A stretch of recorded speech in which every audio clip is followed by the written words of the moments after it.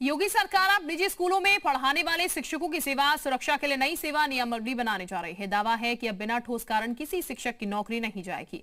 वेतन और नियुक्ति के नियम भी तय होंगे। यूपी सरकार निजी माध्यमिक विद्यालयों में पढ़ाने वाले शिक्षकों के लिए पहली बार स्पष्ट सेवा नियमावली तैयार करने जा रही है। इसके लिए अपर मुख्य सचिव माध्यमिक शिक्षा की अध्यक्षता में 7 सदस्यीय समिति बनाई गई है। ये समिति नियुक्ति, सेवा शर्तें, वेतन, सेवा सुरक्षा और शिक्षकों के अन्य अधिकारों को लेकर नियमों का मसौदा तैयार करेगी। सरकार का कहना है कि नियम लागू होने के बाद किसी भी शिक्षक को बिना उचित और वैध कारण की नौकरी से नहीं हटाया जा सकेगा। नई नियमावली में शिक्षकों की न्यूनतम शैक्षणिक योग्यता भी स्पष्ट की जाएगी। फिलहाल हाई स्कूल तक पढ़ाने के लिए बीएड, इंटर कॉलेज के लिए मास्टर्स के साथ बीएड और कक्षा 8 तक के लिए डीएलएड या बीटीसी जैसी योग्यताएं जरूरी हैं। सरकार का मानना है कि नई व्यवस्था से योग्य शिक्षकों की नियुक्ति सुनिश्चित होगी।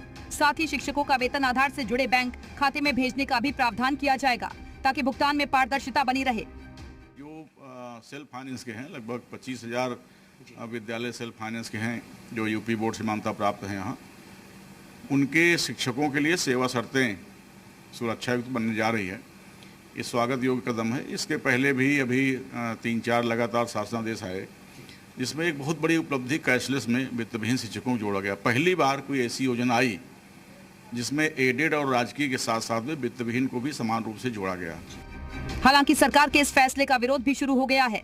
अनएडेड प्राइवेट स्कूल एसोसिएशन का कहना है कि समिति में स्कूल प्रबंधन का कोई प्रतिनिधि शामिल नहीं किया गया है।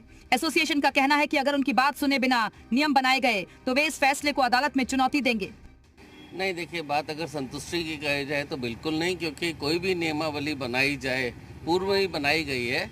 जिसके लिए आप बना रहे हैं, अगर आप उसको समिति में शामिल नहीं करते हैं, उनके विचारों को नहीं जानते, उनसे विचार विमर्श नहीं करते हैं, एक तरफा आप नियम बना देंगे तो वो बिल्कुल भी किसी को भी स्वीकार्य नहीं होंगे।